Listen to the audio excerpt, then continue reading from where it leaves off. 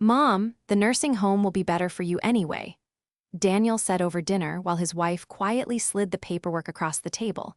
"And once you move out, Vanessa and I can finally turn this house into our dream home." If stories about family betrayal, hidden truths, and quiet comebacks speak to you, make sure to subscribe, like this video, share it with someone who understands, and tell me in the comments where you're watching from tonight. Margaret Whitmore stared at the folded documents beside her untouched plate of roast chicken while the grandfather clock in the dining room ticked louder than usual. The house had never sounded this empty before. Not even after her husband Richard passed away 8 months earlier. At 71 years old, Margaret still set the table the same way she had for nearly 4 decades. Cloth napkins, matching silverware, candles lit even for ordinary dinners. Richard used to tease her about it, calling her the last elegant woman in Ohio. Tonight, the candles only made the silence feel colder. Vanessa sat across from her in a cream-colored sweater, smiling with that careful kindness Margaret no longer trusted. "This isn't about taking anything away from you," Vanessa said softly. "We just worry about your safety. The stairs in this house are steep. What if you fall?" Daniel nodded quickly without meeting his mother's eyes. "The nursing home has nurses around the clock, Mom. Activities, people your age. People your age." Margaret lowered her eyes toward the potatoes on her plate. She suddenly remembered the first dinner she and Richard shared in this house 36 years ago. Back then, the kitchen still smelled like fresh paint, and they had eaten sitting on moving boxes because they couldn't afford furniture yet. Richard had worked 12-hour shifts at the steel plant, while Margaret ran a small furniture refinishing business from their garage. Every inch of this home carried their fingerprints. Every wall held a memory. She looked toward the hallway where family photos still hung untouched. Daniel at age 6 holding a baseball glove twice the size of his hands. Christmas mornings beside the fireplace. Summers in the backyard pool Richard built himself one hot July with nothing but borrowed tools and stubborn determination. "You'll still be close to us," Daniel added quickly, almost rehearsed. "The nursing home is only 20 minutes away." Margaret noticed Vanessa glance briefly toward the staircase leading upstairs, not toward her, toward the house itself, toward the crown molding Richard installed by hand, toward the marble countertops Vanessa had once called outdated. Margaret finally picked up the paperwork. Her fingers trembled slightly, though her face remained calm. The logo of the nursing facility sat neatly across the top of the page. Willow Creek Senior Living, Luxury Assisted Care. She almost smiled at the word luxury. Earlier that week, she had overheard Vanessa on the phone saying, "Once she's out, we can finally knock down the dining room wall." Margaret folded the papers carefully and placed them back on the table. Daniel exhaled with relief too quickly. That hurt more than the words themselves. Outside, rain tapped softly against the windows Richard once promised would always protect her. Margaret stood slowly and carried her untouched plate into the kitchen. No one followed her. At the sink, she stared out into the dark backyard where the porch light illuminated Richard's old gardening bench. For the first time since his funeral, she understood something clearly. Her son was no longer asking her to leave the house. He was asking her to disappear. Margaret barely slept that night. Around 2:30 in the morning, she walked downstairs wearing Richard's old gray cardigan draped over her shoulders and stood alone in the kitchen while the refrigerator hummed softly in the silence. The house always sounded different after midnight. Every creak in the floorboards felt louder. Every shadow stretched longer across the walls. Richard used to wake up whenever she wandered downstairs late at night. He would shuffle in half asleep, pour her a cup of tea without asking, and stand beside her at the window while snow or rain covered their quiet little street outside Cleveland. Now, the kitchen felt like a museum of a life that no longer existed. Margaret touched the edge of the marble counter Vanessa hated so much. Richard had spent nearly 6 months installing it himself because they could never afford professional contractors back then. He watched tutorial videos every night after work and measured every slab 3 times before making a single cut. Margaret still remembered him standing proudly in this very room, covered in dust and grinning like a teenager after finishing the final piece. "This house will outlive both of us," he had told her.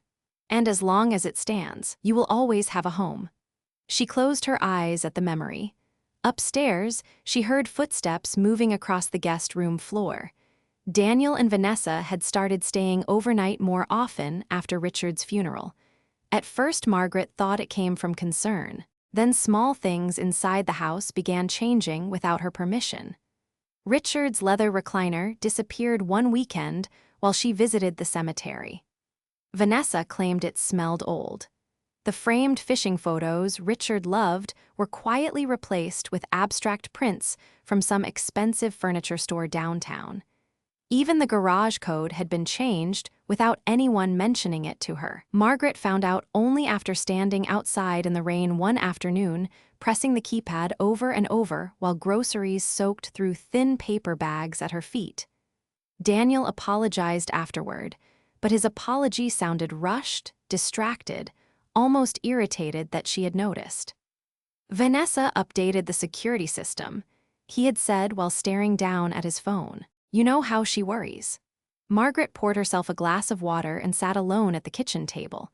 The chair across from her remained empty, but she still looked at it out of habit. She had spent 42 years beside the same man. Some absences never stopped feeling unnatural. Her eyes drifted toward the hallway where the soft yellow glow from the nightlight illuminated the family photographs. Daniel at age 10, standing proudly beside his science fair project. Daniel wearing his father's oversized football jacket before his first high school game. Daniel crying in Margaret's arms after his first heartbreak at 16. She wondered when exactly she had stopped being someone he protected. The next morning arrived gray and cold. Vanessa came downstairs wearing silk pajamas and carrying her phone before even saying good morning. She stopped when she saw Margaret already dressed and sitting quietly in the dining room polishing silverware. "You are up early," Vanessa said with forced cheerfulness.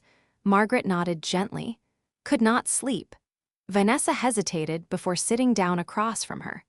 "Daniel found a beautiful place for you yesterday," she said carefully. "They have gardening clubs and movie nights and little cottages where seniors can socialize together.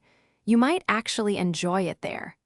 Margaret continued polishing the spoon in her hand until she could see her own reflection staring back at her in the silver.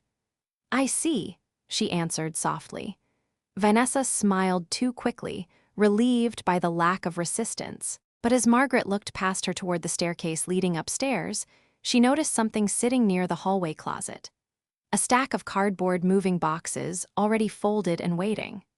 The moving boxes stayed in the hallway for 3 days before anyone finally acknowledged them. Margaret passed them every morning on her way to the kitchen, their brown cardboard edges stacked neatly beside the coat closet like silent instructions waiting to become reality. No one asked her what she wanted to keep. No one asked whether she was ready. The decision had already been made somewhere behind closed doors and polite conversations she was never included in anymore. On Thursday afternoon, Margaret returned home from the grocery store carrying 2 small paper bags against her chest, while cold November wind swept dead leaves across the driveway. Before she could unlock the front door, she noticed workers inside the house carrying furniture out of the living room. Her heart tightened instantly. She stepped inside slowly, the scent of fresh paint lingering faintly in the air. Richard's old oak bookshelf was gone. The cream-colored curtains she had sewn herself 20 years earlier had disappeared too. In their place stood 2 young men measuring the walls while Vanessa pointed toward the fireplace with a glossy magazine open in her hands. "Oh," Vanessa said brightly when she noticed Margaret standing there. "You are home early." Margaret looked around the room carefully. "What is happening?" Vanessa smiled as if explaining something obvious to a child. "We thought it would be easier to start remodeling now before the holidays, since you will be moving soon anyway." Margaret tightened her fingers around the grocery bags until the paper crinkled softly. This was Richard's favorite room. Vanessa's expression flickered for only a second before smoothing again. "And we are going to make it beautiful again." "We?" Margaret noticed how naturally Vanessa already spoke about the house, as if ownership had quietly transferred without papers or permission. That evening, Daniel came home carrying takeout containers from an expensive Italian restaurant downtown instead of eating Margaret's cooking like he once used to. He kissed Vanessa on the forehead, loosened his tie, and barely glanced toward his mother sitting quietly at the far end of the dining table.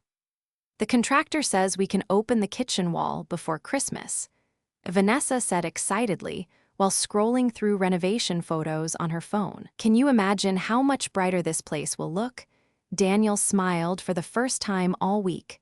Finally, Margaret lowered her eyes toward her untouched pasta. Finally, the word echoed strangely inside her chest. After dinner, she carried her plate into the kitchen while their laughter drifted softly from the living room. As she rinsed dishes under warm water, she heard Vanessa's voice float down the hallway. "Once the house sells, we can pay off everything." Margaret froze. The water continued running over her hands. Daniel answered quietly, but she still caught enough. "We just need to get through this transition first."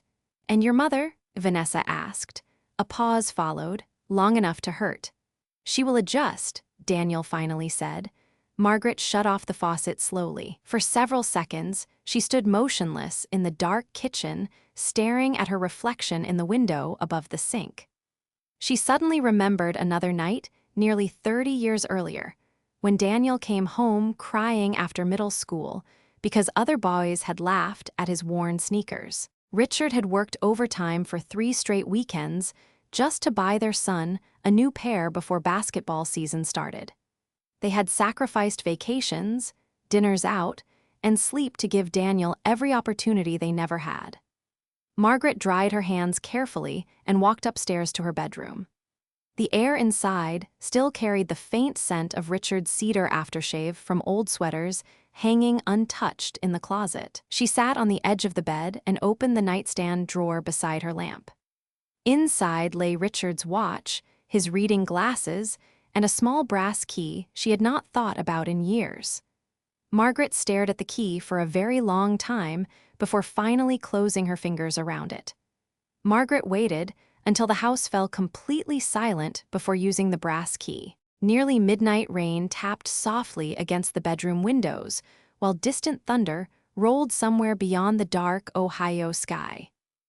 Daniel and Vanessa had gone upstairs hours earlier after another evening spent discussing countertops, paint samples, and real estate prices, as if Margaret were no longer part of the conversation at all. She sat at the edge of her bed for several minutes holding the small brass key in her palm, while memories moved through her mind slowly and painfully.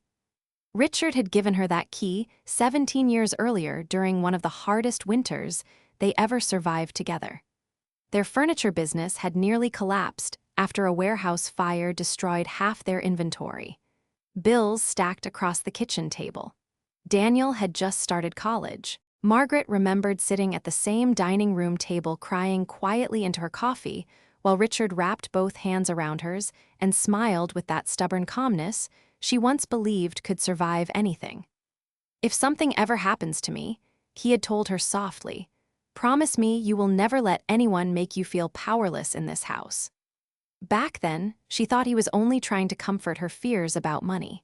She understood differently now. Margaret rose slowly from the bed and walked toward the back of the closet, where Richard's old workbench still stood untouched beneath shelves crowded with paint cans, screws, and dusty toolboxes. She knelt carefully and reached beneath the bottom drawer until her fingers brushed cold metal. A small lockbox slid forward from the shadows. For several seconds, she simply stared at it while rain continued tapping gently outside. Richard always kept important papers organized with almost obsessive care. Mortgage statements, tax records, insurance forms, every document labeled neatly in his slanted handwriting. Margaret inserted the brass key into the lock. The box opened with a soft, metallic click. Inside rested several folders tied carefully with faded blue ribbon, along with a sealed envelope bearing her name written in Richard's handwriting. Her chest tightened instantly at the sight of it. Margaret sat cross-legged on the bedroom carpet and opened the envelope with trembling fingers. The paper inside smelled faintly of cedar and old ink. "My Maggie," the letter began. Tears filled her eyes before she reached the second sentence. Richard wrote about the house first, about how every room carried a memory he never wanted stolen from her. He reminded her of the summer they painted the nursery yellow before Daniel was born, and the year they slept beside the fireplace for 2 weeks after the furnace broke during a blizzard because they could not afford repairs yet. Margaret could almost hear his voice in every line. Halfway through the letter, the tone changed. Richard explained that several years earlier he had quietly transferred ownership protections into a family trust after noticing how aggressively Vanessa pushed conversations about property and inheritance. "I pray I am wrong," he wrote, "but if the day ever comes when someone tries to force you out of your own home, you need to know that this house cannot legally be sold without your direct approval." Margaret stopped breathing for a moment. She quickly opened the folders beneath the letter. Legal documents, trust agreements, property records, everything signed and notarized years before Richard became ill. Her fingers moved carefully over the pages, while understanding slowly settled over her like cold winter air. Daniel did not own the house. Vanessa certainly did not. The home still legally belonged to Margaret through protections Richard arranged long before his death.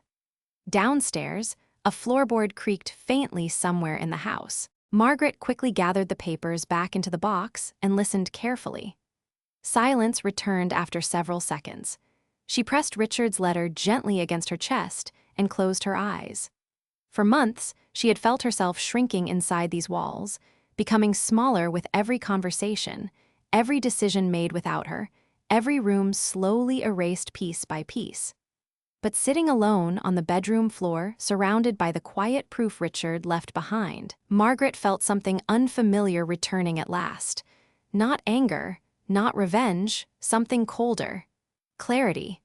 The next morning, Margaret moved through the house differently, not dramatically, not loudly, but with the quiet steadiness of someone who finally understood where she stood. Sunlight filtered weakly through the dining room windows, while Vanessa sat at the table, surrounded by renovation catalogs and color swatches, sipping coffee from one of Margaret's wedding china cups as if it already belonged to her.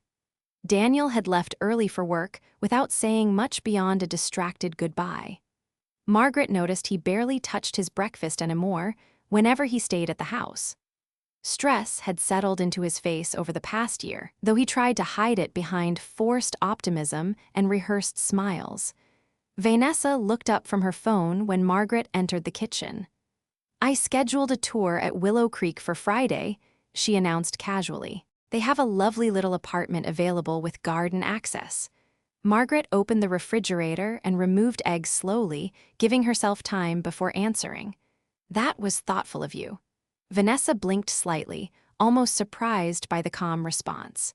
"Well, we only want what is best for you." Margaret nodded gently and began cracking eggs into a bowl. The kitchen smelled faintly of cinnamon from candles Vanessa burned constantly now, trying to erase the older scent of cedarwood and coffee that once filled the house when Richard was alive. "Richard always hated artificial scents," Margaret said quietly while whisking the eggs. Vanessa looked uncomfortable for only a second before returning to her phone. "People update homes now. Tastes change." Margaret did not respond. Instead, she cooked breakfast the same way she had for 42 years. Butter melting slowly in the skillet, toast warming in the oven, bacon crackling softly while morning news murmured from the television in the living room. The normal rhythm of ordinary life suddenly felt precious to her. Later, that afternoon, Margaret drove downtown alone for the first time in weeks. Gray clouds hung low above Cleveland, while cold wind rattled bare tree branches lining the streets. She parked outside a small brick building near the courthouse and sat inside the car for several minutes staring at the steering wheel. The brass key and Richard's letter rested safely inside her handbag. Finally, she stepped out and entered the office building quietly. The plaque beside the elevator read Collins and Reed Estate Law. Mr. Harold Collins looked older than Margaret remembered. His silver hair had thinned considerably since Richard's funeral, but his eyes widened warmly the moment he saw her standing in the doorway. "Margaret," he said softly, immediately rising from behind his desk. "I was wondering when you might come see me." She sat carefully in the leather chair across from him while rain streaked softly against the office windows. For a moment neither of them spoke. Mr. Collins folded his hands together slowly. "Richard asked me to watch over certain matters if necessary," he finally said. Margaret removed the folded documents from her handbag and placed them gently on the desk between them. Mr. Collins glanced down at the trust papers and sighed quietly, almost sadly. "Then I assume things at home have become difficult." Margaret stared toward the bookshelves lining the office walls. "My son believes the house belongs to him now." Mr. Collins opened the folder carefully and adjusted his glasses. "Legally speaking," he said after several moments, "the property is fully protected under your trust. No sale can happen without your direct written consent." Richard made absolutely certain of that. Margaret felt her shoulders loosen slightly for the first time in months. "Did he know this would happen?" she asked softly. Mr. Collins hesitated before answering. Richard loved Daniel deeply, but near the end of his illness, he became concerned about certain conversations involving Vanessa and finances. Margaret lowered her eyes quietly. Even now hearing it spoken aloud hurt more than she expected. Mr. Collins leaned forward gently. "Margaret, if anyone pressures you into leaving your own home against your wishes, you have legal protections. Strong ones." Outside the office window, rain continued falling steadily over the city while Margaret sat silently absorbing every word. For months she had felt trapped inside grief so heavy she could barely think clearly. But now, beneath the sadness, something else had begun taking shape. Not panic, not fear. A plan. Margaret returned home just before sunset with Mr. Collins's business card tucked carefully inside her coat pocket, and something far more valuable settling quietly inside her chest. Confidence. The neighborhood looked almost frozen beneath the pale November sky. Bare maple trees lined the sidewalks, while porch lights flickered on one by one across the quiet street. For the first time in months, Margaret noticed details beyond her grief again. The little boy next door riding his bicycle in circles before dinner. The smell of wood smoke drifting through the cold air. The sound of church bells somewhere in the distance. Life continuing as if nothing had changed. Inside the house, the atmosphere felt different immediately.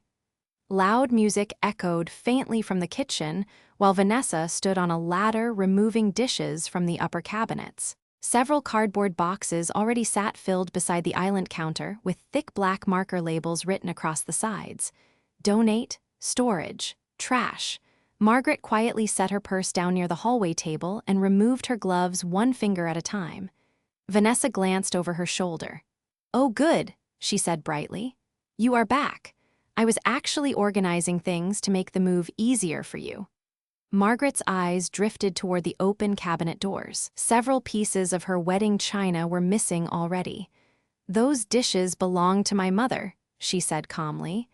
Vanessa climbed down from the ladder with exaggerated patience. "Margaret, you cannot possibly take everything with you. The apartment at Willow Creek is much smaller." Apartment. Margaret noticed Vanessa no longer even pretended the move was optional. Before Margaret could answer, the front door opened, and Daniel stepped inside carrying 2 large shopping bags from an upscale furniture store downtown. His face brightened slightly when he saw the kitchen half-packed. "Perfect," he said. "The contractor can start measurements next week then." Margaret studied her son quietly. There had once been a softness in Daniel that reminded her so much of Richard, a kindness that showed itself in small moments. Helping elderly neighbors shovel snow. Bringing Margaret tulips every Mother's Day, even after he became an adult. Somewhere along the years, that softness had hardened into constant distraction and quiet compromise. Vanessa walked over and kissed Daniel lightly on the cheek. "I told your mother the transition will be much easier once we simplify things." Daniel finally looked toward Margaret. "Mom, we are only trying to help." Margaret nodded once. "Of course." Her calmness seemed to relax them instantly. Vanessa returned to packing dishes, while Daniel carried the shopping bags upstairs without another word. Margaret stood alone in the kitchen, listening to cabinet doors open and close, listening to strangers slowly erase her life from the shelves piece by piece. Later that evening, she sat in the den with a blanket folded neatly across her lap, while Daniel and Vanessa reviewed renovation plans at the dining room table. Their voices carried clearly through the hallway. "If we refinance after the remodel, we can finally pay off the credit cards," Vanessa whispered excitedly, "and maybe trade in my car by spring." Daniel sounded nervous. "We still need the sale finalized first." "It will be," Vanessa replied quickly. "Your mother barely even argues anymore." Margaret stared at the muted television screen without really watching it. A commercial for holiday cruises flashed brightly across the room, while laughter drifted from the dining room behind her. Richard's old recliner used to sit near the fireplace, exactly where Vanessa now planned to install custom shelving. Margaret closed her eyes briefly. Then she reached beside her chair and opened the leather portfolio Mr. Collins had given her before she left his office earlier that afternoon. Inside rested copies of every legal protection Richard arranged years ago, along with one additional document Mr. Collins insisted she keep private until the right moment. A temporary injunction prepared and ready to file immediately if anyone attempted to force a property sale without her consent. Margaret slid the papers back into the folder carefully. Across the room, family photographs still lined the mantel untouched. Daniel at age 7, missing his front teeth. Richard holding Margaret during their 40th anniversary party beneath strings of backyard lights. Memories frozen permanently inside frames while the real family quietly unraveled around them. Margaret looked toward the dining room where her son laughed softly at something Vanessa said. Then she lowered her eyes toward the folder in her lap and realized something painful but undeniable. Richard had spent years preparing to protect her from strangers. Neither of them ever imagined she would one day need protection from their own son. Friday arrived colder than expected. Thin sheets of ice clung to the edges of the sidewalks, while pale morning sunlight reflected weakly across the neighborhood roofs. Margaret stood upstairs in her bedroom, fastening the pearl earrings Richard gave her on their 25th anniversary, while voices drifted upward from the kitchen below. Vanessa sounded unusually cheerful. Daniel sounded nervous. Margaret looked at herself in the mirror for several long seconds before reaching for her wool coat hanging beside the closet door. The woman staring back at her looked older than she remembered. Grief had carved quiet exhaustion beneath her blue eyes over the past year, but something else had returned too. A steadiness she thought widowhood had taken away forever. Downstairs, Vanessa nearly dropped her coffee cup when Margaret entered the kitchen fully dressed. "Oh," she said quickly, "you are ready early." Margaret buttoned her coat calmly. "I thought I should make a good impression today." Daniel glanced up from his phone. "The tour is not until 11. "I know," Margaret answered softly. "I have somewhere else to stop first." Vanessa exchanged a quick look with Daniel. Margaret noticed everything now. The tiny flashes of panic hidden behind smiles. The way Daniel rubbed the back of his neck whenever he felt cornered. The way Vanessa immediately reached for control whenever uncertainty entered the room. "Where are you going?" Daniel asked carefully. Margaret picked up her handbag from the counter. "To see Alina Hayes." Vanessa blinked in surprise. "Your old business partner?" "Yes." Vanessa forced a polite smile, but Margaret caught the tension instantly. Alina Hayes had known Richard for over 30 years. More importantly, Alina understood contracts, finances, and people. Margaret had called her the previous evening after leaving Mr. Collins's office. They spoke for nearly an hour. Alina listened quietly before saying only one sentence that stayed with Margaret all night. "Do not let them rush you into disappearing." By late morning, Margaret sat inside Alina's small downtown cafe while steam curled gently from a cup of hot tea between her hands. The cafe smelled like cinnamon rolls and fresh coffee beans, warm against the bitter cold outside. Eleanor looked almost exactly the same despite turning 70 herself last spring. Sharp green eyes, perfect posture. Silver hair cut neatly at her shoulders. She listened carefully while Margaret explained everything happening inside the house. The moving boxes, the renovation plans, the pressure to move. Eleanor stirred cream slowly into her coffee before speaking. "They already spent the money in their heads," she said quietly. Margaret looked down at the table. Daniel was never like this before. Eleanor's expression softened slightly. People convince themselves they are helping when greed wears comfortable clothing. Margaret felt tears threaten briefly but forced them back. She was tired of crying where no one could see. Eleanor reached into her purse and slid a folded brochure across the table. Willow Creek Senior Living. Margaret stared at it silently. "I visited there yesterday morning before you called me," Eleanor explained. "Do you know what I learned?" Margaret shook her head once.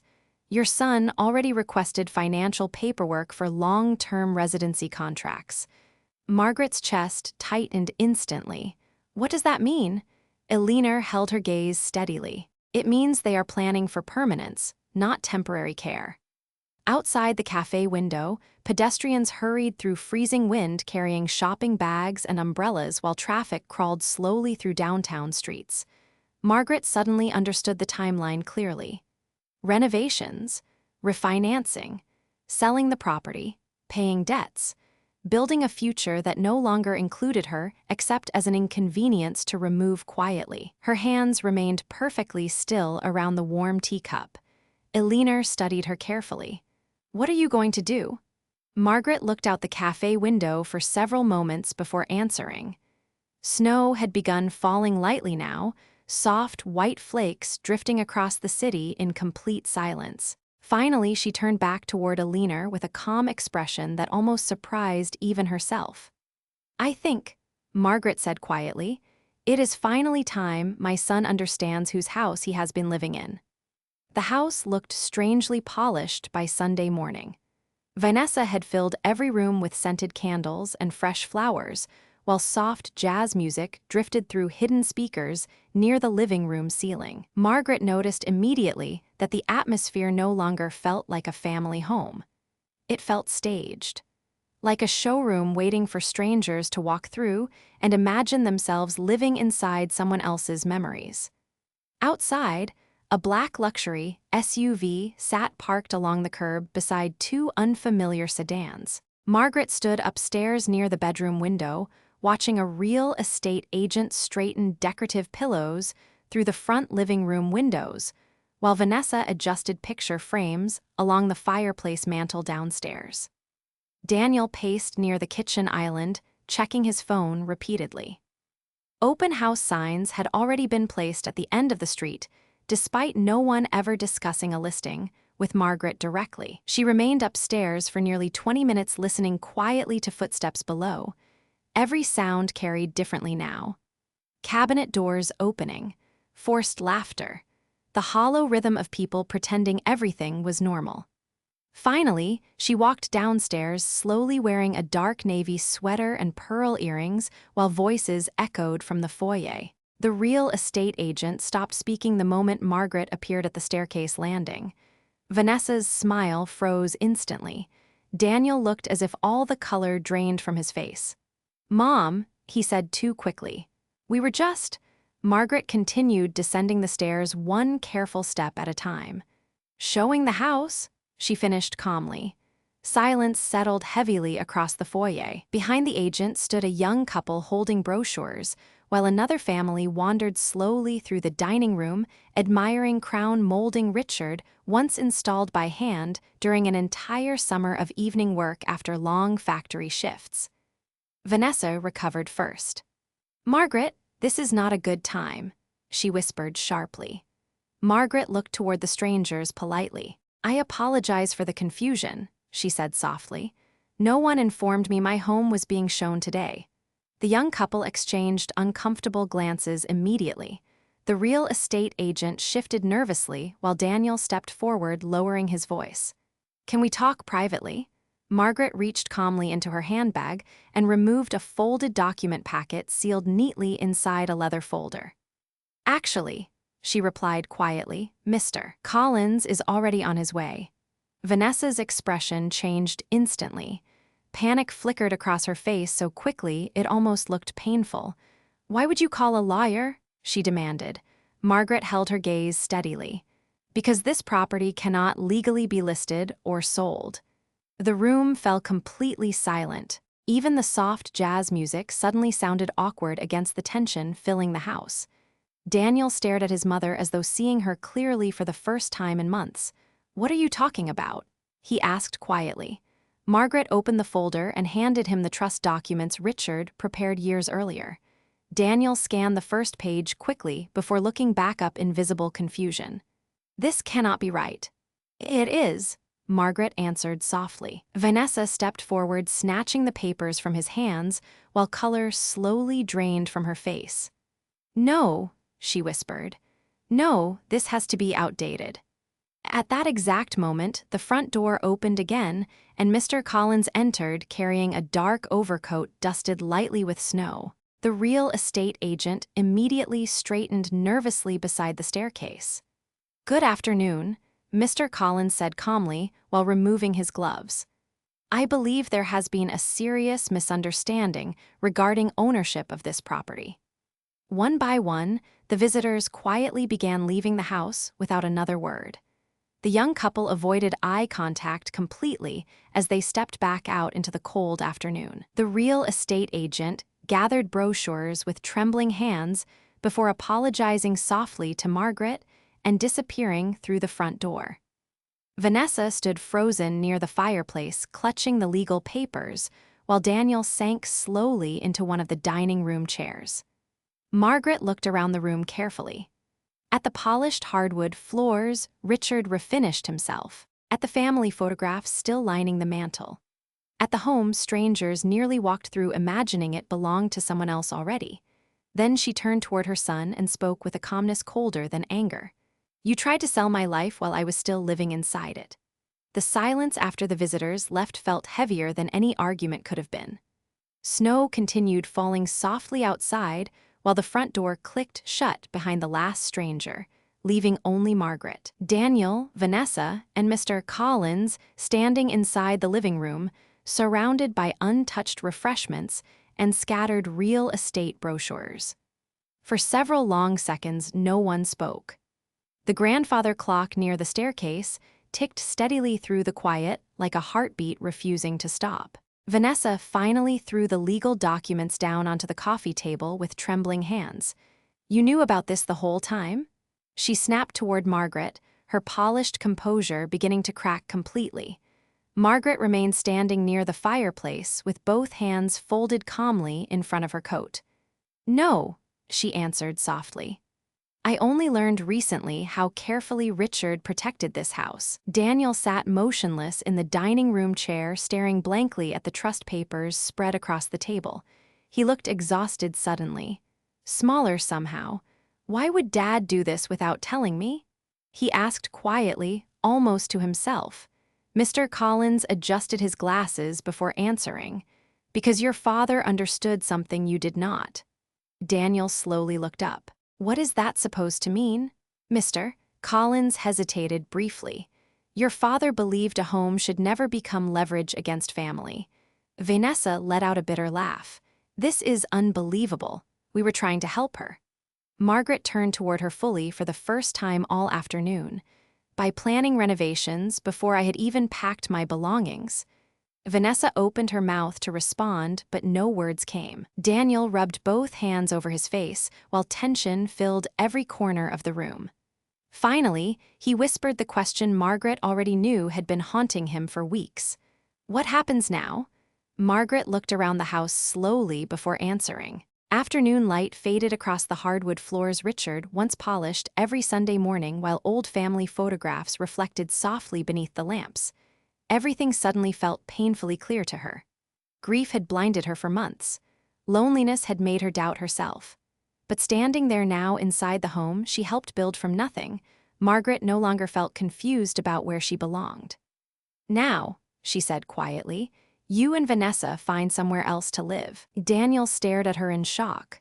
Mom, Margaret gently raised one hand, stopping him before he could continue. I spent my entire life protecting this family. I defended you when teachers said you lacked focus. I worked double shifts beside your father so you could attend college without debt. I welcomed Vanessa into this home like she was my own daughter. Her voice never rose. That made every word hurt more. And while I was still mourning your father, the two of you were measuring walls and planning where my furniture would go after I disappeared. Vanessa crossed her arms tightly. We never wanted to hurt you. Margaret looked at her steadily. That is what makes this so sad. You convinced yourselves cruelty was kindness because it benefited you. Daniel lowered his eyes immediately. Tears gathered there before he quickly looked away. For the first time since Richard's funeral, Margaret saw genuine shame on her son's face. Not irritation, not defensiveness. Shame, Mr. Collins quietly gathered the remaining paperwork from the table while the house settled into silence once more. Outside, snow continued drifting gently across the neighborhood lawns. Vanessa walked upstairs first without another word. Cabinet doors slammed faintly in the distance, while Daniel remained seated at the dining room table staring at his hands. Margaret almost remembered the little boy who once cried when he accidentally stepped on a bird's nest in the backyard because he hated hurting anything fragile. But that boy felt very far away now. Later that evening, Margaret stood alone in the kitchen preparing tea while soft instrumental music played from the old radio beside the refrigerator. The scent of chamomile filled the warm air as snow pressed softly against the windows outside. She carried her cup into the living room and sat beside the fireplace where Richard's recliner once stood. The house felt bruised but alive somehow, like something wounded slowly beginning to heal. Upstairs, muffled footsteps moved back and forth as Daniel and Vanessa packed their belongings into boxes they once intended for her. Margaret closed her eyes briefly and listened to the familiar sounds of her home settling around her. For the first time in nearly a year, she no longer felt like a guest inside her own life.